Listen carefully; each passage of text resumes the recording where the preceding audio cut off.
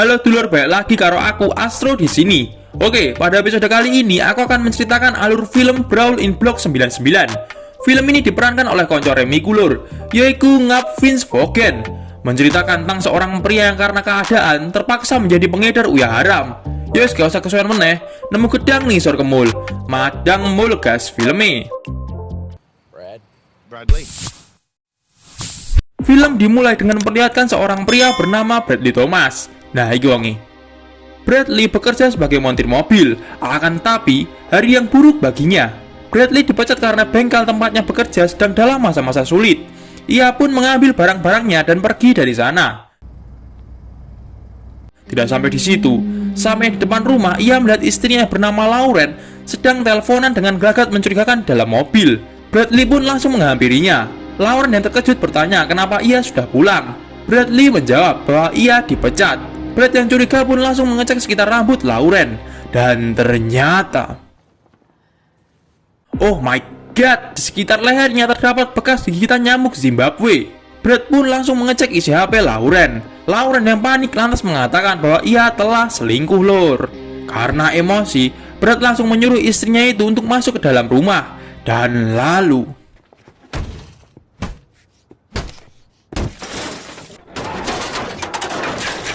ya, Brad melampiaskannya dengan mengunboxing mobil istrinya sendiri. Setelahnya, Brad masuk ke rumahnya. Ia pun bertanya kepada Lauren, kenapa ia tega melakukan hal itu kepadanya. Lauren beralasan bahwa setelah keguguran, ia sangat kesepian karena Brad selalu mementingkan pekerjaan dibanding dirinya lor. Mendengar hal itu, Brad pun mengajak Lauren untuk memulai dari awal lagi. Ia akan menjadi pengantar narkoboy untuk temannya yang bernama Gil. Mendengar hal itu, Lauren pun menolak. Tapi karena tak ada jalan lain, ia pun menyetujuinya. 8 bulan pun telah berlalu. Brad yang sekarang menjadi kurir narkoboy selalu sukses tanpa halangan dalam bekerja. Bahkan, sekarang ia juga memiliki rumah baru dan beberapa mobil mewah. Kebahagiaan Brad tidak berhenti sampai di situ. Lauren sekarang kembali mengandung dan mereka tampak sangat erat. Dan lalu mereka pun serempet. Setelah hal itu, tiba-tiba Brad mendapat telepon agar ia pergi ke rumah Gil. Brad pun berangkat ke sana. Gil langsung mengatakan bahwa ia akan menjalin kerjasama dengan Eliezer, orang yang memiliki pengaruh di Meksiko. Tidak lama kemudian, Eliezer pun datang bersama Pedro dan Roman.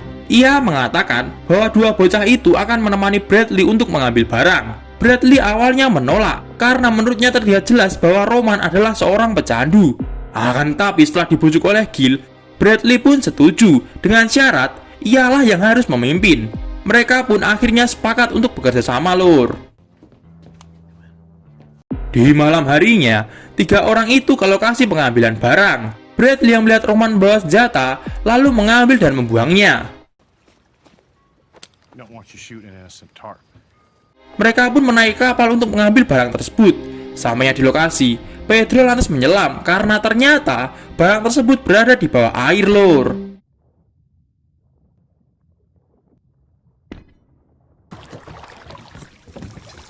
Setelah selesai, ia pun naik ke atas dan membuka kotak itu, yang ternyata isinya adalah beberapa tas berisi narkoboy.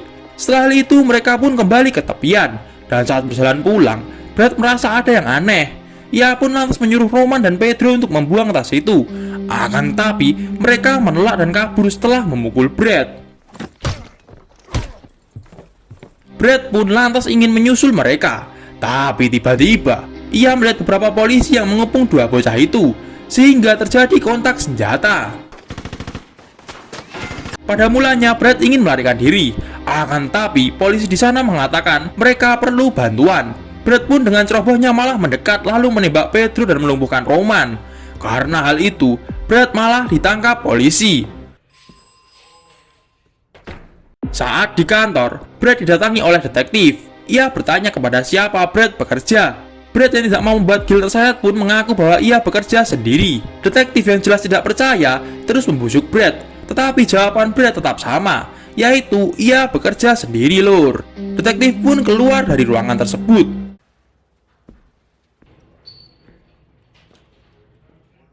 Tidak lama kemudian, Lauren datang membawakan pakaian suaminya.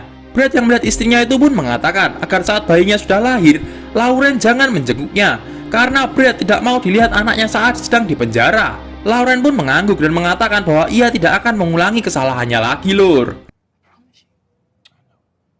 Setelah hal itu, Brad divonis 7 tahun penjara. Ia dibawa ke sebuah penjara bernama Fridge, yang mana tingkat keamanannya adalah sedang.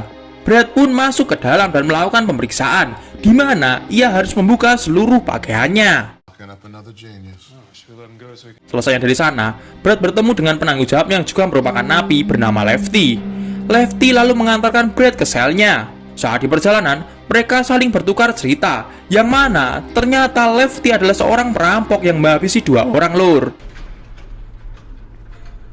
Mereka pun tiba di sel 7 yang dijaga oleh sipir bernama Andre.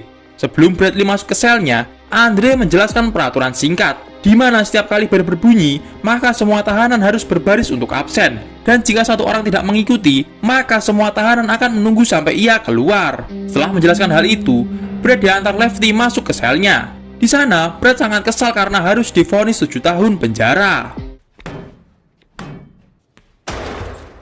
Di malam harinya, Brad telat untuk berbaris di luar.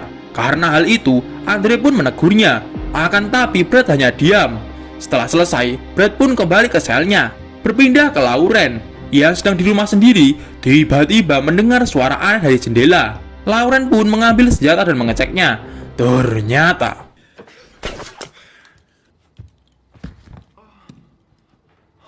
ada orang yang membius Lauren hingga pingsan. Kembali lagi ke Bradley. Esok harinya, ia diberitahu staf bahwa dokter kandungan istrinya bernama Dr. Pellman ingin menemuinya karena kandungan Lauren mengalami komplikasi. Saat ditemui, ternyata orang itu bukanlah dokter, melainkan anak buah Eleazar yang bernama Pellman. Ia menjelaskan, akibat dari ulah Brad, Eleazar harus rugi 3,2 juta dolar, Lur. Pellman lalu menunjukkan sebuah foto dan mengatakan bahwa ada seorang dokter dari Korea yang akan mengaborsi istrinya jika Brad gagal menjalankan perintah Eleazar, yang mana perintah itu adalah membunuh seorang napi bernama Christopher Bridge di sel 99 penjara Redleaf yang memiliki keamanan tingkat tinggi. Dan untuk dipindahkan ke sana, seorang napi setidaknya harus membuat para sipir kewalahan, Lur. Setelah hal itu, Brad diantar Andre kembali ke selnya. Tapi tiba-tiba Brad mengajar Andre hingga tangannya berokak, Lur.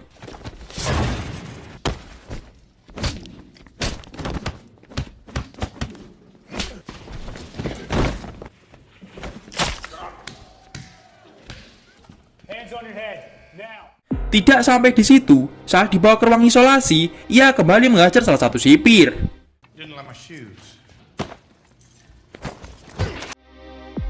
Akibat ulahnya itu, Brad dikirim ke penjara Redleaf yang mana kedatangannya langsung disambut oleh para sipir di sana.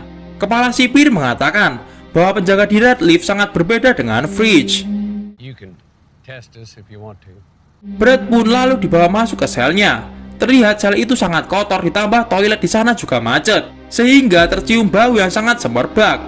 Karena tidak tahan, Brad pun mengakali bau itu menggunakan kaos untuk menutupi hidungnya, Lur. Keesokan paginya, para sipir memberi kesempatan Brad berjemur di luar sel. Di sana ia dekati napi lain bernama Derek. Brad pun bertanya tentang seorang napi bernama Christopher Bridge di sel blok 99. Derek menjawab, ia tidak pernah mendengar nama itu. Lagi pula di sel blok 99 merupakan ruangan isolasi. Brad pun lalu melihat beberapa napi yang sedang olahraga. Ia pun lantas mendekatinya.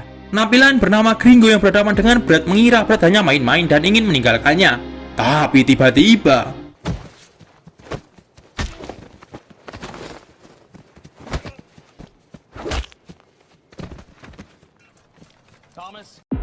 dua orang sipir pun mendekatinya. Tapi lagi-lagi Brad menghajarnya.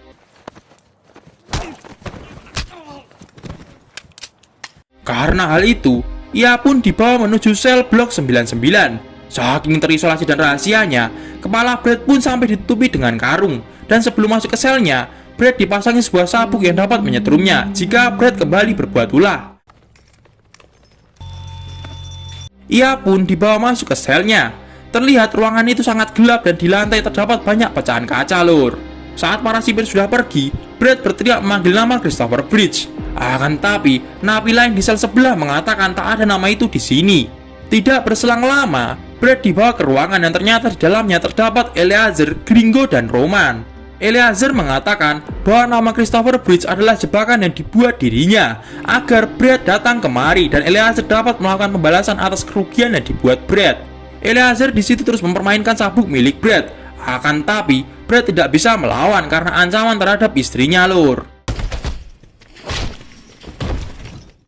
Brad yang sudah pingsan pun dibawa kembali ke selnya. Saat sudah sadar, Brad diberi makanan yang sangat tidak layak. Akan tapi, untuk memulihkan tenaganya, ia terpaksa memakannya.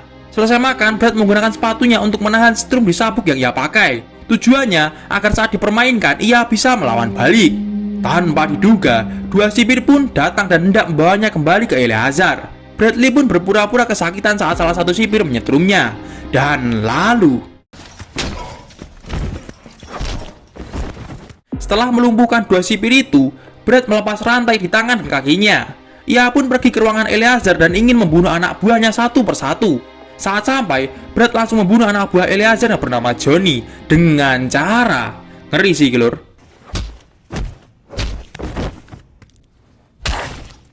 Setelah hal itu, Brad bertarung dengan Gringo dan Roman.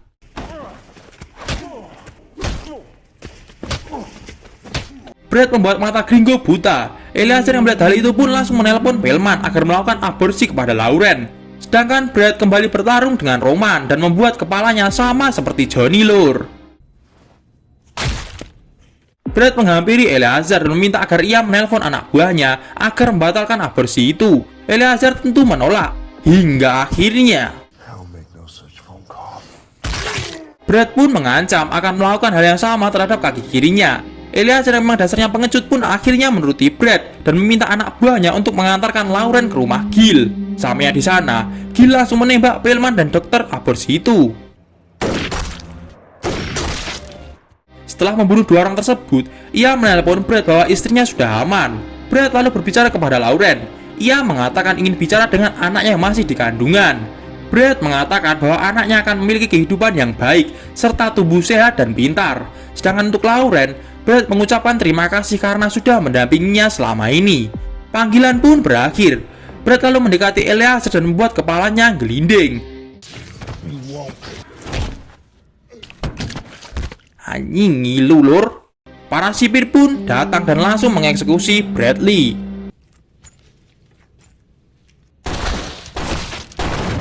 Dan film pun ya berakhir, lur. Piye, lur, menurutmu? Nek aku dhewe sumpah ngeri, coy. Oke lah, mungkin segini saja yang dapat aku sampaikan tentang film Brawl in Cell Block 99. Ojo lali like dan subscribe channel ini supaya kalian gak ketinggalan video-video baru dari Astrologic. Oke? Ya wes lah, sekian video kali ini. See you dan bye-bye.